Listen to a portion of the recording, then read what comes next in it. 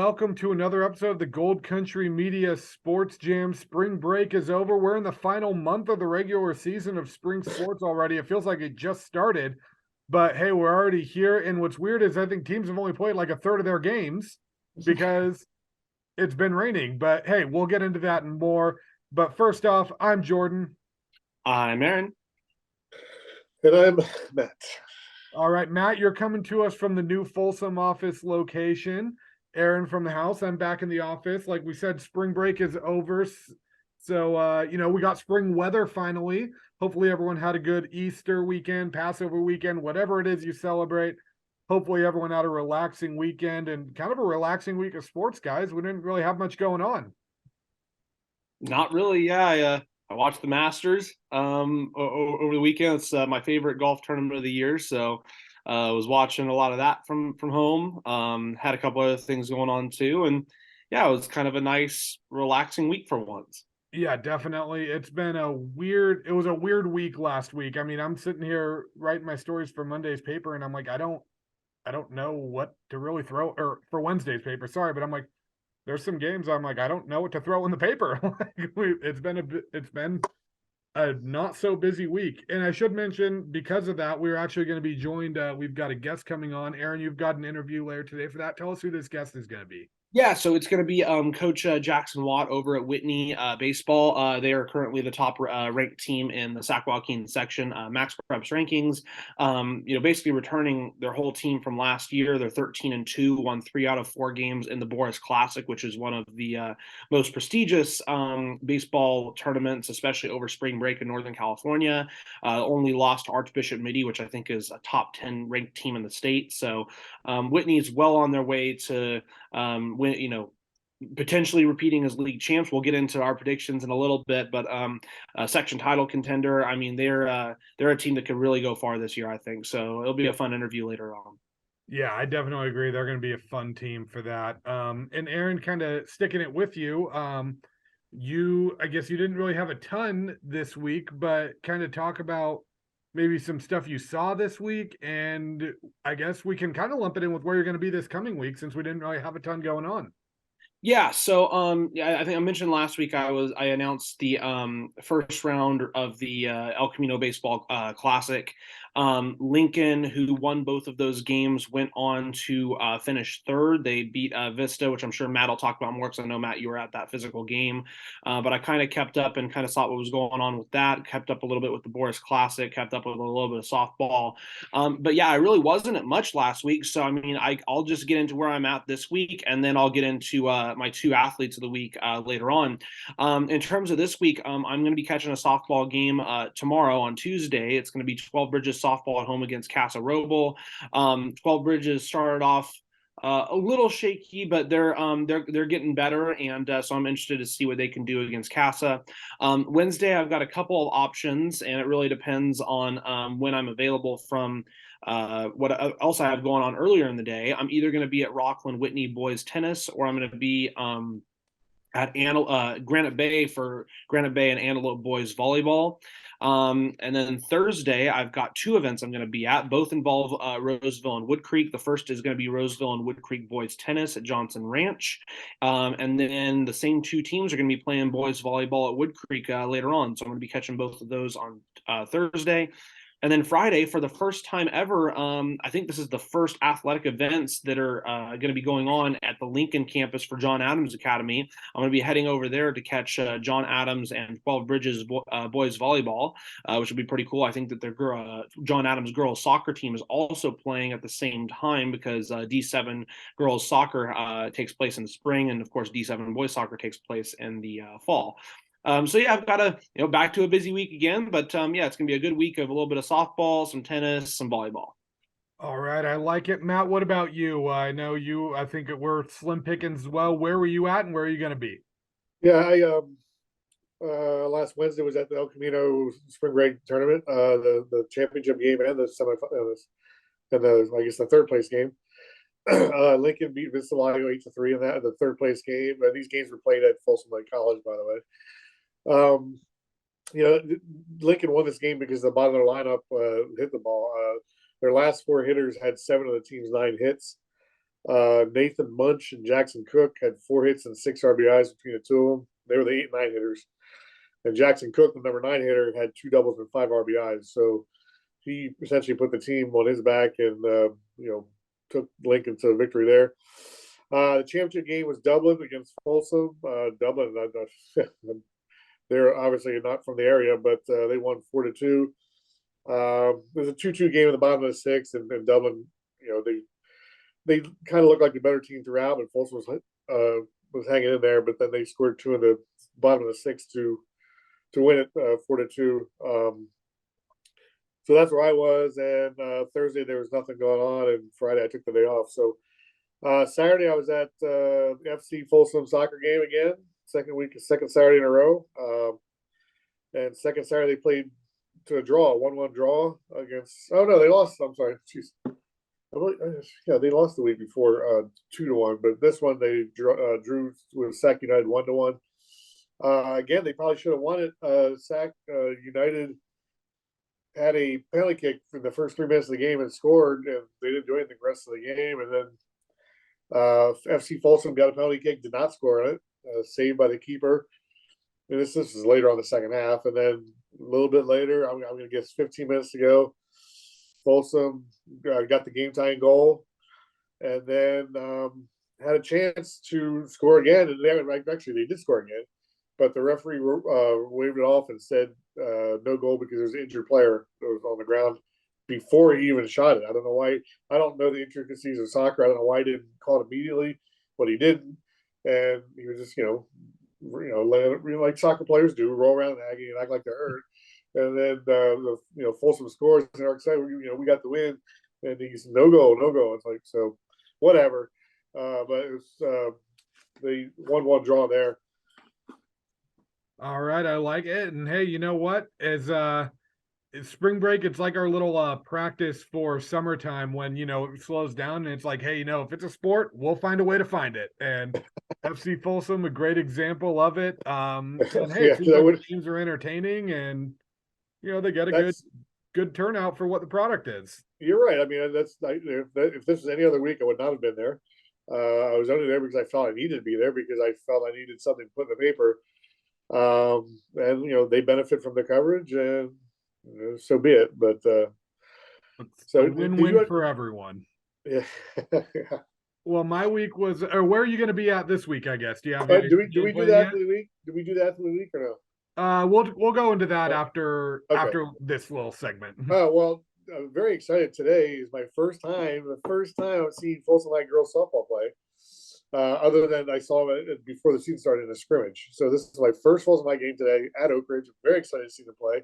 They have a new coach, Sheena Jackson, and they have a good team. And Oak Ridge is, I don't know how Oak Ridge, I haven't really, in softball, I've seen Vista play 3 or 4 times. I haven't seen Oak Ridge, or I've seen Oak Ridge play 1 time. I've seen Folsom play 1 time. So I don't know much about Folsom and Oak Ridge. So this will be an eye-opening game for me.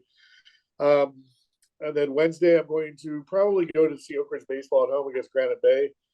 Big series there. Granite Bay got whitewashed by Whitney, so they're a good team, so they're going to be wanting to get back in the win column there.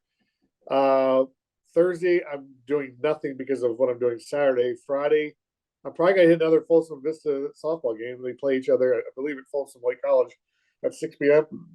So that's a fun little rivalry. And then Saturday is the Lacrosse Town Cup, the Folsom against Vista boys and girls varsity and boys and girls JV. All 4 teams play against each other Saturday. I'm not going to the JV games. I'm just going to the varsity games, but still, that's 4 hours of coverage. So that's what I was doing Saturday. All right, I like it. It was a slow week up here as well. I've got, when I get into my coverage, I've got what you can call, I don't know if you can call it a crosstown cups. We've got some rivalries in my area up here too. As you guys know, I was down in Avila, so I wasn't at a lot of games physically. I did get a check in with Colfax, who won their division in the Lions tournament down in San Diego. They won the 2A championship. They beat Chula Vista 6-1 in the championship game, 4-0 on the weekend. Jack Erickson was the MVP of the tournament. He was 5 of 11 with 5 runs batted in. He also earned the win in Monday's 12-2 victory over El Cajon Valley and went 4 2/3 innings in that, and allowed 2 runs and 2 hits while striking out 10. Falcons scored 47 runs over the 4 games in this tournament. So they were just on fire. I mean, in the Lions tournament down there, that's a big that's a big tournament, and winning your bracket and that's no small feat. They also got to do a lot of team building in this, and he said that's one of the best things about this tournament is the team always comes back better from this tournament because they spent time together. I know they had a parent buy the whole team box seats to a Padres game the other day. Apparently my invite was lost in the mail, so that is what it is.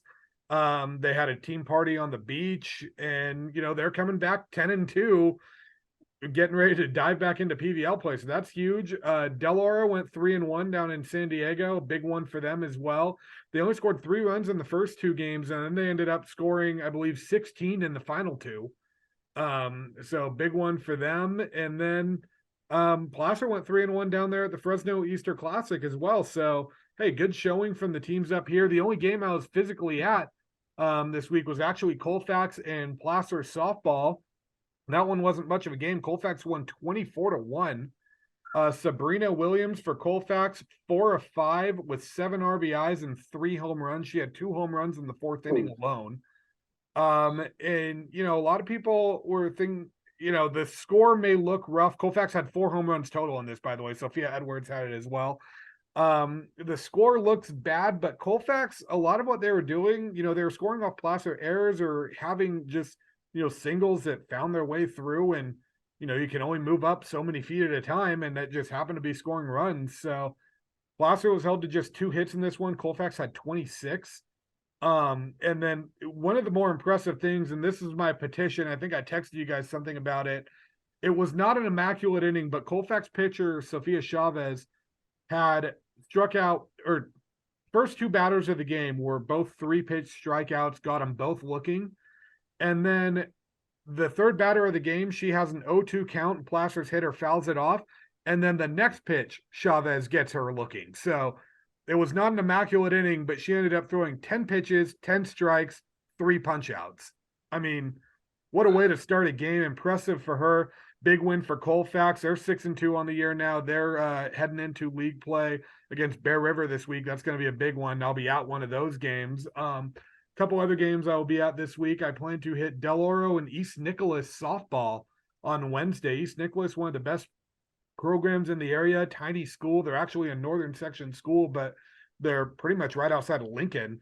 Tell me if that makes sense. Sutter is a Sac Joaquin section school, and East Nicholas is a northern section school. It is crazy. I think East Nicholas will make the move eventually, but hey, you know what? They're playing tough competition, and they're an impressive team. I'll also be at Colfax Bear River baseball. Bear River has got this freshman pitcher lefty named Caden Nichols, who spent some time with the U.S. National Team Development Camp. Just 14 years old. This kid's impressive. I haven't gotten to see him pitch yet. I've heard that pitching is what he's best at, so I'm looking forward to that. And then I've got a couple other options for a game on Thursday, so stay tuned to see where I'm going to be on that. We'll end up seeing there's some track, there's some swimming, some volleyball, some lacrosse, some softball, some baseball. We'll see. It's going to be a Where's Waldo of Where's Jordan going to be this week. And Jordan, was that Colfax? Sorry, I was just going to say, was that Colfax Placer game one of those 1-hour softball games, or because they scored so many runs, did it go long? It was about hour and a half, I'd say. Yeah. So yeah, because they scored so many runs, and it was, but hey, Colfax put on a clinic, and the score looks lopsided, but it was never one of those games where I felt like a team was running up the score on the other one. I mean, even with the home runs, it's like the team's going to hit the ball. They can't help where it lands. And, I mean, it is what it is. And also, how are you going to tell a kid they can't hit a home run? So, but hey, a big game for a big win for Colfax. Some of the best athletes I saw this week, though, I mentioned 2 of them was Sabrina Williams and Sofia Chavez. The another one I wanted to give a shout out to is Del Oro senior Landon Rowland, who pitched this was actually, I guess, a week and a half ago. He pitched a shutout against Folsom in a 5-0 victory in the first game of that doubleheader. he got the job done in just 62 pitches. He didn't walk anyone. Wow. Only had 3 strikeouts, so he got done just under 9 pitches per inning. And Del Oro had, I think it was induced 9 ground balls, 3 of which were turned by the defense for double plays. They also had 6 flyouts or lineouts. So he really trusted his defense, and a big performance for him. So I want to give a shout out to that, along with Williams and Chavez. Aaron, throwing it over to you. Who are some of the best performances you saw this week?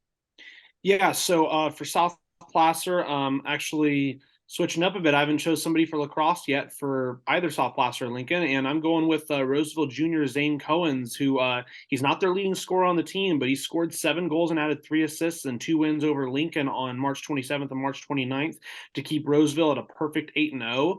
I believe, don't quote me if I'm wrong, but I believe that Roseville is the only undefeated team left in my coverage area for lacrosse. So they're killing it, and he's doing a great job. So Zane Cohens is my athlete of the week for South Placer. And then for Lincoln, over the track and field side, I'm going with sophomore Zebra Autumn Montigny. I hope I'm pronouncing that right.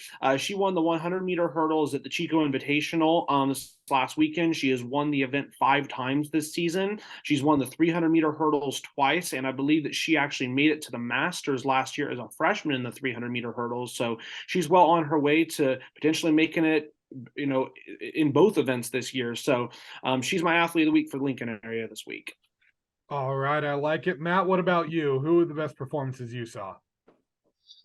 My athlete of the week is Colin Callahan from Folsom High. He's senior shortstop, leadoff hitter. He does about everything for the Bulldogs. Makes the offense go as a leadoff hitter. He leads the team in at bats, runs scored, hits, second in steals, second in slugging percentage, 4th in batting average.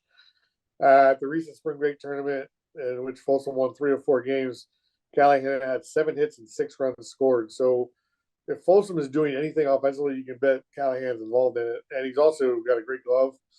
So and he's a good team leader. So he does it all for the Bulldogs. All right, I like it. And we've got league play. It's been weird, like we said. We're only a month left in the regular season, but teams played about a third of their games. League play is I think the PVL is kind of fully into league play. The SFL has had a full series, but outside of that, it feels like we're very kind of just in this no man's land of league play. Hasn't really started yet. And, I figured it might be a good time to take a look at some of these predictions make some predictions, see who we feel is going to be some of the top teams in the league. I think it probably is best to just start with the SFL because, hey, biggest school league. I think we're all in agreement that Whitney is probably the team to beat there. And now it kind of just turns into who do we feel is the next best team outside of that. I think you could make an argument for almost any other team in the league at that point, but I feel like Whitney, it's safe to say, is the team to really keep an eye on as the team to beat in the SFL. Would you guys agree? I'm going Oak Ridge. All right, I like it. I have them second. I think that's going to be a really good battle between both of those teams when they do face off. But I just think when you look at how battle tested Whitney is with the experience they have from making deep runs, from winning, from being competitive last year, the leadership that they have, I just think that they're going to get the job done. In my opinion, I'm sure they're the favorite. I'm not saying they're not the favorite, but I'm putting my side on Oak Ridge. In fairness, if we're looking at the records right now, both are 3-0 in league play. Oak Ridge outscored its opponents 30-4 in league play, and Whitney outscored 28-4 in league play. So all I know is have that game circled in red when those two are playing on the calendar. And also, let's talk about a weird SFL matchup. We had Folsom and Del Oro play. Folsom took 2 out of 3, but the losing team in every game got shut out. That's weird. Yeah. And I've got both of those teams 3rd and 4th actually in league. I've got you could go either way on that front in my opinion, but I'm going Folsom Del Oro. I might as well get into Granite Bay while I'm at it. I have them fifth, but I still think that, they can make playoffs. The thing is, they're also a defending section champion. They did lose some talent. And also an important thing to look at is even though Granite Bay right now is 0-3 in the league and they're 4-9, all three of the league games they played were against Whitney. Now, it is a red flag when you factor in that they lost by a combined, what is that, 19 plus 5, 24 runs. But, if you look at the other teams that the Granite Bay's lost to, De La Salle, one of the best teams in everything in the Bay Area. Oakmont, bit of a red flag. They lost 11-3, but Oakmont's still a really solid team that's, as we'll get in a second, is going to be contending for an FPL title. Franklin, ranked second in the section right now. So, and then Wood Creek lost 2-1. They haven't lost to slouches. They've played some of the best teams in the area or some of the best teams in Northern California. So I think Granite Bay is going to be fine. It's just going to be a matter of, since it's such a stacked league like it is and everything else, you have to put them somewhere. And I just feel like that Del Oro and Folsom would get the edge. Yeah, I definitely agree with that. We've got a lot of leagues to hit, so let's keep it kind of moving. Aaron, Matt, I'll leave it to you for the CVC and CAL because you guys are the ones with the team in it. Aaron, I guess we'll start with you at the CVC because you've got a lot of teams in that. How do you kind of see that shaping out briefly? Yeah, this one's tough. It could go either way, but I haven't gotten to see Wood Creek play yet. I've gotten to see Yuba City play. I think Lincoln played one of their best games of the season when they beat Yuba City last week on in the first round of the El Camino Classic. Wood Creek doesn't. I don't think they have the leadership that they did of last year. They've got a lot of juniors right now who are kind of stepping up for the team. I worry a little bit about their pitching. I know Austin Nye has been doing a really solid job so far on the mound. I'm going to give Yuba City the edge, but I do think it could go either way. So I'm going to go with Yuba City winning the league right now. I'm going to go Wood Creek finishing second and then Roseville finishing third. I think both of those teams are good teams. I haven't gotten to see Roseville play yet either. I think, Jordan, as you kind of mentioned, when you saw him play against Placer, they seem like a little bit more of a small ball team. And I've been looking, they've been getting the job done. I think they're 9-6 and undefeated at 2-0 in league play so far right now. So I'll go Roseville third, then we'll go Bella Vista, Antelope, Intercom, River Valley. All right, I like it. And then thrown over to you, Matt, for the CAL. How do you think Vista kind of fits into that mix? They got swept by Del Campo, so they're not going to beat them, but I think they can finish second. I mean, they've played the two worst teams in the league, and they won all 6 games against Sakai and Capital Christian. So they've got the bottom half of the league taken care of. They got Del Campo, so now they got 3 series in a row against Christian Brothers, El Camino, and I'm forgetting the other team. But I like the Eagles. I mean, I maybe I'm partial, but they had some guys out for spring break, the 2 players out that they could have used, and I like them, so I think they can finish second. All right, I like it. And kind of moving on to the FVL, Aaron, I think you are with me on this when I say literally just pick a school, and you have about a 1 in 6 chance of picking the winner. I think at this point we're going to see 3 teams at 8-7 and 3 teams at 7-8. Through the first round of play. I mean, you have 3 teams go 2-1, 3 teams go 1-2. Nobody is separated by more than 3 runs. Every single team has an overall winning record. Ponderosa's look solid at times. Lincoln's look solid at times. West Park came out of nowhere, has some big ones. Placer and Oakmont both have looked very good, that have kind of, had a rough outing here or there. And Nevada Union, same thing. I mean, this team, I've been saying, is not only a league with 6 playoff teams, this is a league with 6 section championship contenders, and 2 of them aren't even going to make the playoffs. Oh, wow. I mean, is there any at-large bids or anything when it comes to baseball? I was just wondering if anybody can make it at-large. There might be 1 or 2, but I think it gets kind of weird with that. I think as far as the consensus I've heard from a few coaches, they feel the FVL is going to be a 14 playoff league, and it's one of those where there's just not going to be really any at-large bids to grab. The PVL is going to be a little bit different because you get teams that can move D5, D6. It can get weird with that. Yeah. This league, it seems like everyone's going to be in D3. Maybe Placer can go D4. Maybe you can make that argument for West Park or Lincoln, but you're likely going to see a 14 playoff league. And I mean, it's crazy because one bad week or one bad game could ruin your playoff chances in this league. Well, I just wanted to say, because I have it up here, this is the current Max Preps rankings as of this morning for the Sac Joaquin section for teams in the FVL. West Park, 25th. Lincoln, 28th. Ponderosa, 30th. Oakmont, 33rd. Placer, 38th. Nevada Union, 42nd. They are sandwiched so close to each other right now. And if you look, it's so many different, numbers, strength of schedule, just rating. I mean, they're so close. I guess if I have to pick, it's gonna sound biased. I'm picking my 3 teams hot, but I'm gonna go Lincoln, West Park, Oakmont, Nevada Union, Placer, and Ponderosa. It's really tough. I just think the way that Nevada Union played Lincoln was really strong. I think the way that Lincoln played in the tournament that they just played was really strong against some of the better teams, even in D2. Oakmont has a lot of talent. They have some great pitching. They have a couple of really solid hitters out there. But the thing is, like you said, Jordan, it could go any way. I mean, literally, this could go any way, shape, or form. It's going to be, in my opinion, the most exciting league to watch. Definitely. I think I'm gonna go I'll give you the Lincoln one, and then I'm gonna go Oakmont. I'm gonna say Placer, West Park, NU, Pondo. Or Pondo NU. Again, though, I don't know, because this is one of those ones. Pondo's sitting in first right now, and I'm looking at it and I'm like, how am I gonna pick Pondo to finish last? But any team I pick to finish last, I look at it and I'm like, that's not the worst team in this league. I mean, yeah. You could make an argument for any team in this league. Every game in this league is going to be great. It's going to be very fun to watch. Hey, do the coaches feel the same way about this league? Yeah, pretty much. Yeah. Everyone's like, they were looking at, everyone was scoreboard watching at the Placer Pondo game, and everyone was like, I don't know what to make of this league. So it's going to be some great games. It's going to be fun to watch. Kind of going down a step down to the PVL.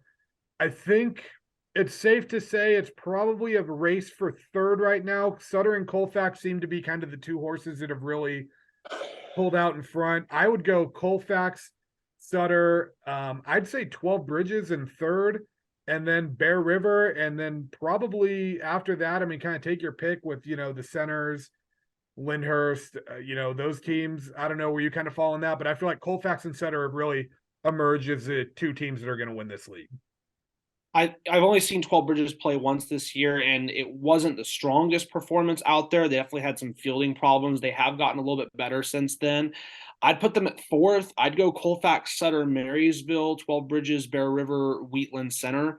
I saw Center. The biggest problem with Center is, like, they're not a horrible team. It's just that they're so young. They have half of their team's freshmen.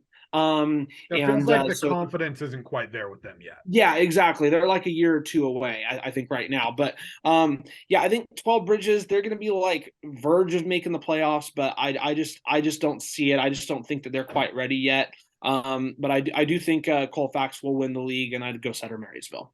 And here's what. So I feel like Bear River in third, or Bear River kind of 4th. I might want to explain that one a little bit, but I talked to their coach, that freshman lefty they have, Caden Nichols. He is such a good pitcher that their coach has basically said, they've already split with Marysville. They split with 12 Bridges. I'm watching him throw against Colfax this week. He has basically said, we know that when he is on the mound, we have the ability to split every single series in it. That's how good of a pitcher he is.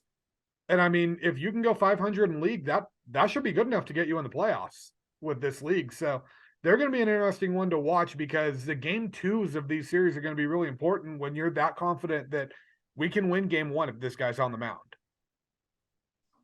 And Aaron, I guess, with the small schools, I'll kind of throw it over to you. I know the CVCL, I'm not expecting much out of Forest Hill, Forest Lake Christian, but some of your other smaller leagues, where do you kind of see the Valley Christians and some of these other schools kind of fitting into things?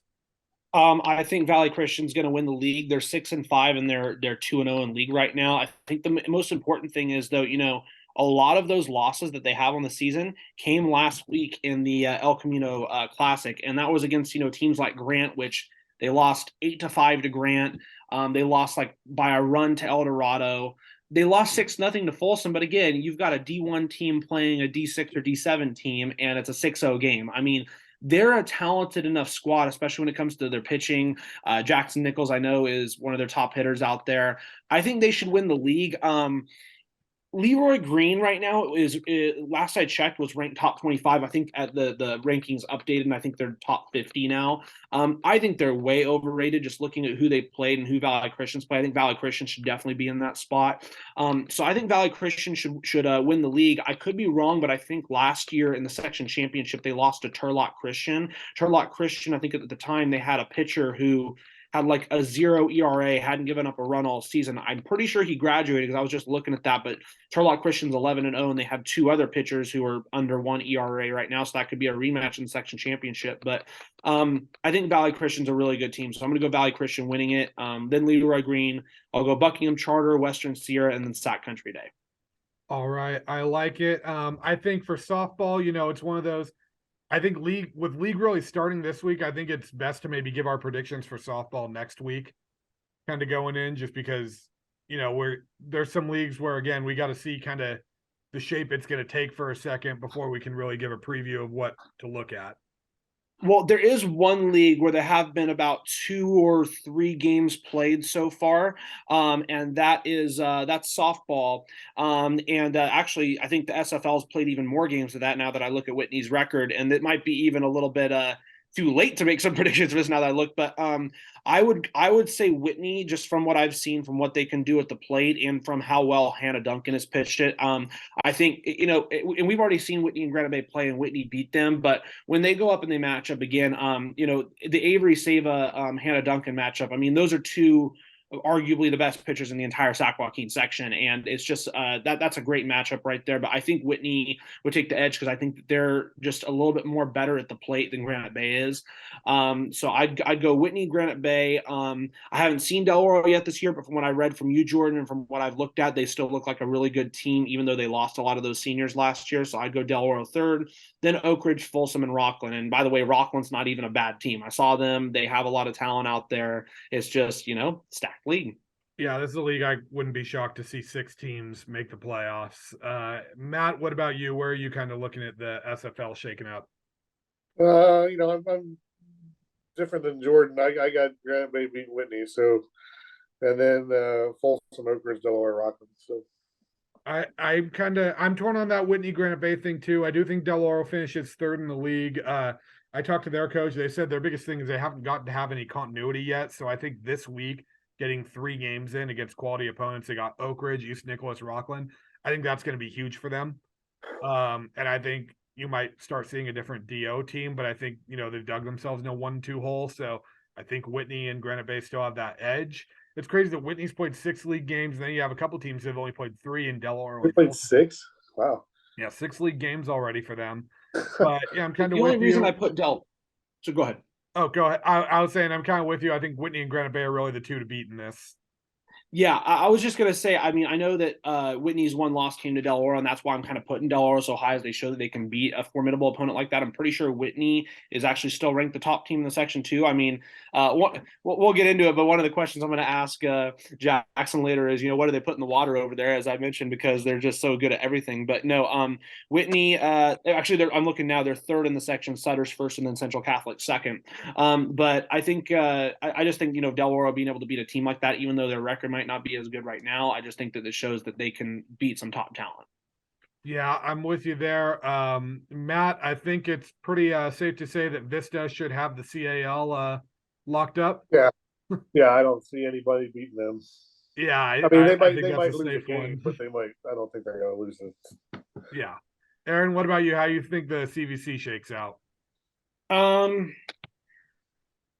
I haven't seen Wood Creek yet. I've only seen Roseville. Wood Creek's actually the only softball team I have not gotten out to see yet in my area. I'm going to go Wood Creek to win it. They played really well up in Reno, the tournament there right before spring break. I'll go Inderkum second, River Valley third, Roseville fourth, and then Antelope, Bella Vista, and Yuba City. I think Roseville can make the playoffs. I'll go Wood Creek to win it, which I would not have thought of going into the season with a couple of players who I knew that they lost, but they've still got some decent pitching out there. They've got their bats going a little bit, and they're a team that I definitely want to get out and see at some point. I like that. I think FVL, when we get into that, I think it's they start league play this week. I think Ponderosa is the clear By a cut team mile. to win that league. I think Lincoln stacks up pretty well, kind of in that, second spot. Maybe West Park kind of falls in there. I know Placer is not going to be great. Oakmont's going to be a good team. I know Placer is really the odd man out in that league. It's a young team. They're really trying to build that foundation of that program, but I think it's going to be a rough league year for the Hillmen. In that, I think it's Pondo's league to lose. Lincoln lost a lot of pitching, man. I mean, I'd want to put him at second or third. I mean, Oakmont's a good. That's another team I got to see. I got them to see them play Roseville, and while they kind of struggled a little bit, or sorry, not play Roseville, play Granite Bay. While they struggled a little bit at the plate, I mean, it was a 5-0 game. They played some decent defense out there. They've got some decent pitching. They've got people who can hit the ball too.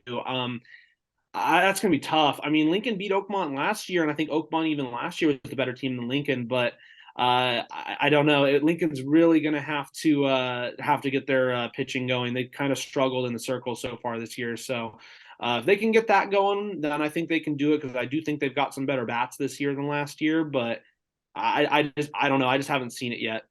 Yeah, I think I could see that one. Down the PVL, that's going to be a fun one for softball. There's a big matchup with Colfax and Bear River there. I mean, Sutter seems to be the top dog. I think Wheatland and Marysville, you can kind of take your pick with that. I think honestly, Wheatland's probably going to be number 2, but I think that Colfax, Marysville, Bear River is where you're going to find that 3, 4, 5, and one of those 3 teams isn't going to make the playoffs. I think that's going to be a really interesting one. Colfax playing Bear River this week. That's a big one.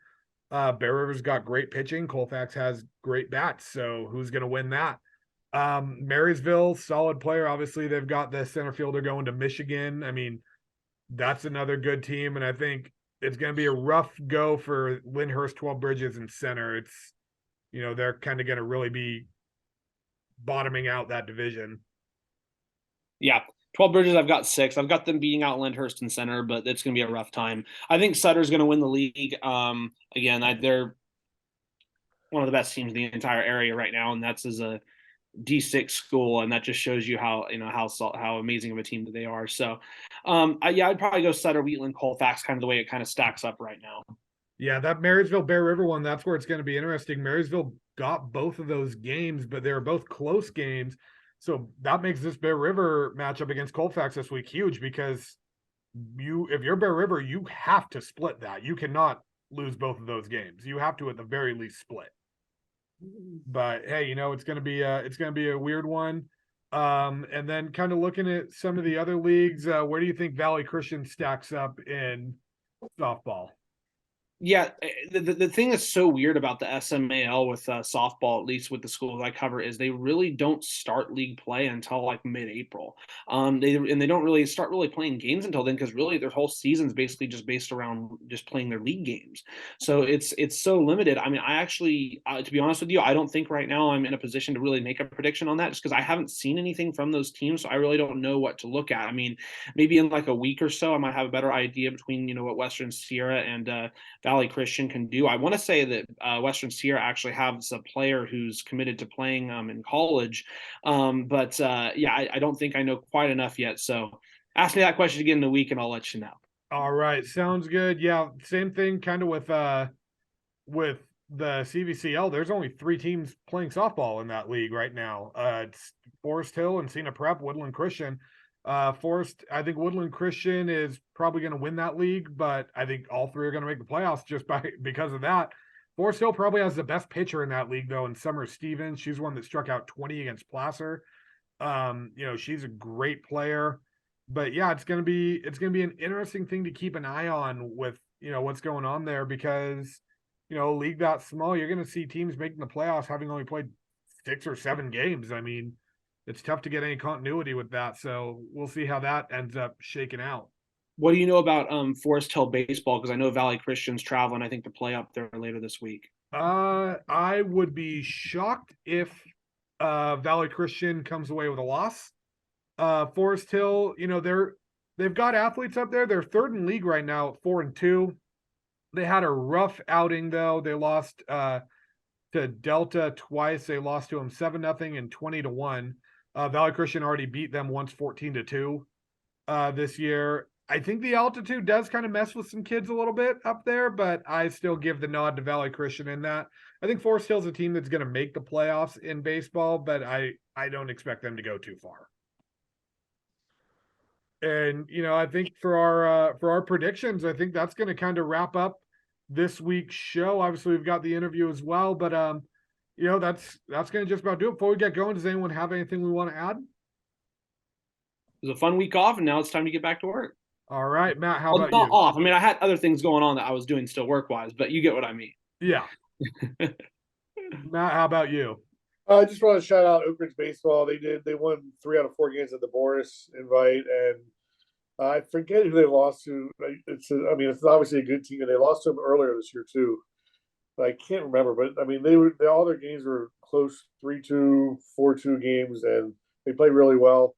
And it'll be interesting to see how they match up with Granite Bay this week. Yeah. Actually, that reminds me. I'll give a shout out to for track and field to Allie Winston, sophomore over at 12 Bridges. I think she finished 8th in the 100 meters at the Arcadia Invitational, which it has athletes all around the state, some of the best athletes around the state. And she's well on her way to contending for a section title, I think, as a sophomore in the 100 meters. So I'm looking forward to seeing what she can do in that. All right, I like that. And hey, if I don't want to feel left out, I'm going to give a shout out to. I want to give a shout out to John Fisher. Thank you for freeing up my spring and allowing me to do things, because you have single-handedly killed my favorite baseball team. So good for you. Back-to-back 11-0 losses, outscored 31-5 on the weekend. But hey, it's totally the fans that don't want to show up. I just hope that, like, when they play the Padres, I really want to see the Padres this year. I just hope when they play them in September that tickets aren't like more than like $30, because the A's are not worth. I mean, that's the sad thing. Like, they're going to charge tickets for what the other team's worth instead of what they're worth, because they're not worth anything. Absolutely. But hey, that'll do it for this week's episode of the Sports Jam. Thank you guys for tuning in. I've been Jordan. I've been Aaron. Yeah, I'm Matt. We will see you next time.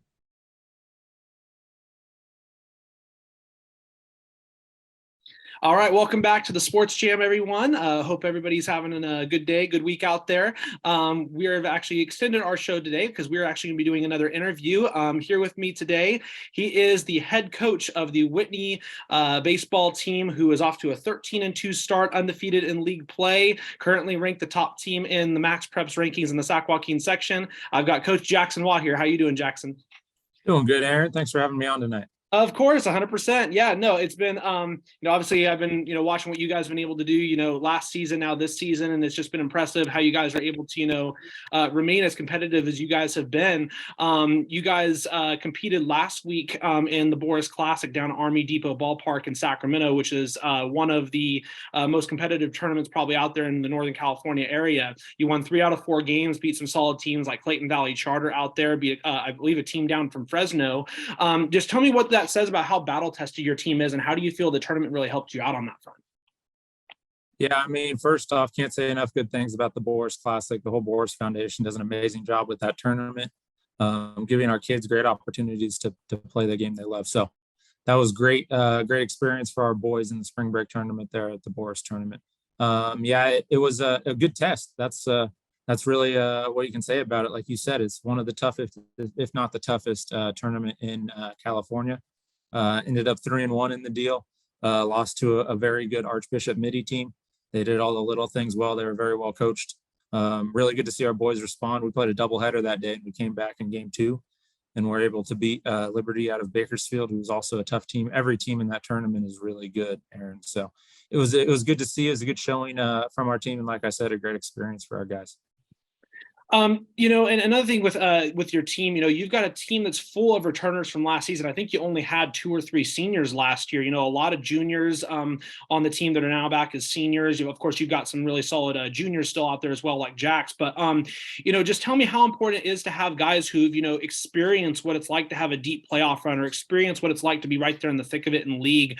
And the leadership that kind of brings out of some guys when it comes to this season. Yeah, I mean, we had 5 seniors on the team last year, but 8 of our starting 9 were juniors, sophomores, and freshmen. So 8 of those 9 were returning back this year. It's really cool to see those kids grow up in front of our eyes here in our community in Rockland. Great kids, great families. They're doing an awesome job with the high pressure situation. They've been battle tested, and and they just stick to the process that we want to do every day, and they show up ready to win.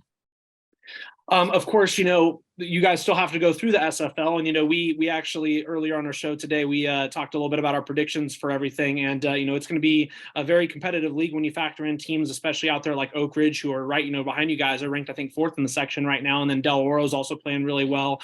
I guess what does the mindset have to be just from the team in general as you guys kind of get into the thick of league play and play more games over these next 3 weeks than you probably played all season? Yeah, the SFL is really, really tough, Aaron. It doesn't matter who you're playing every day. Kind of like the Boris Classic, you're always going to have a quality opponent, and really respect all the different programs that we have in the SFL, especially on the baseball side. So you really have to take it one game at a time. Every game in SFL league play matters so much. It always is very, very close, comes down to the very end. So we really just tell our kids to do what we do and stick to our process that we've used to win games. So it's going to be a test day in and day out, but that's really it. Just stick to the process and keep grinding. Well, you guys have had a lot of success at the plate. You guys are batting, I think, over 330 right now. A lot of RBIs out there. A lot of your guys' success this season has really come from how well you guys have thrown the ball on the mound. You guys have a cumulative ERA of under 2.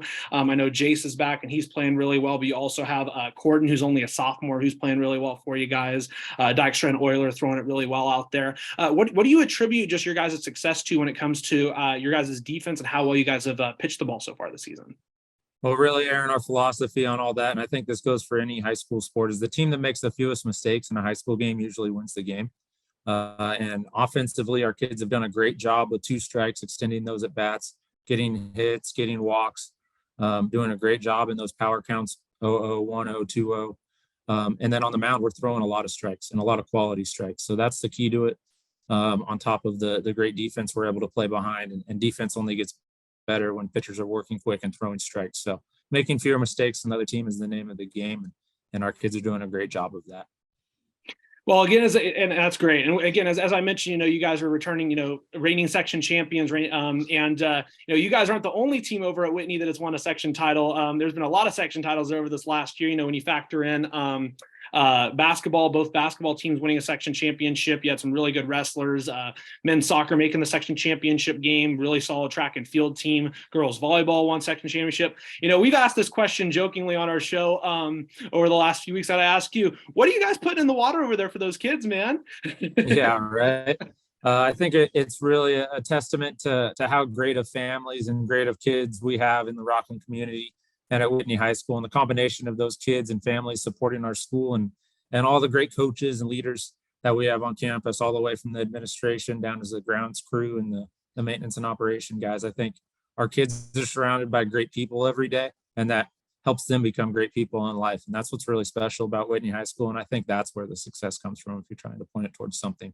It's a special school, it's a special place, and we're having a lot of fun these last few years with all the sports teams.